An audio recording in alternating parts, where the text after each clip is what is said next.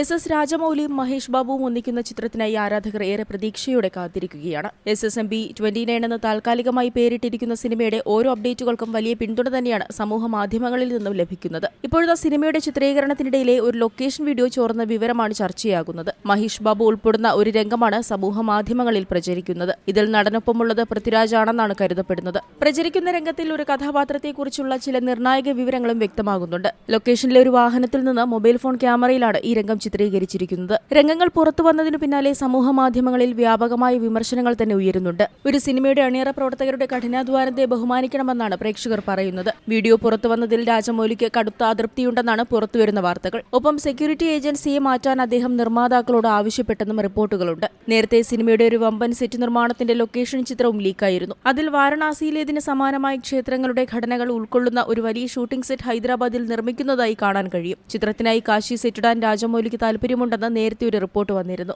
ആ സെറ്റാകാം ഇതെന്നാണ് സൂചന. 1000 മുതൽ 1300 കോടി വരെ ബജറ്റിലാകും SSMB 29 ഒരുങ്ങുക. പ്രിയങ്ക ചോപ്രയാണ് ചിത്രത്തിൽ നായികയായി എത്തുന്നത്. 2028 ചിത്രം റിലീസ് ചെയ്യുക. രാജമൗലിയുടെ അച്ഛനും തിരക്കഥാകൃത്തുമായ വിജയേന്ദ്ര പ്രസാദാണ് SSMB 29 വേണ്ടി തിരക്കഥയൊരുക്കുന്നത്. ഇന്ത്യൻ സിനിമ ഇന്നേവരെ കണ്ടിട്ടില്ലാത്തതാകും ചിത്രത്തിന്റെ തിയേറ്റർ അനുഭവമെന്നാണ് വിജയേന്ദ്ര പ്രസാദ് പറയുന്നത്. MM കീരവാണിയാണ് സിനിമയുടെ സംഗീത സംവിധാനം നിർവഹിക്കുന്നത്.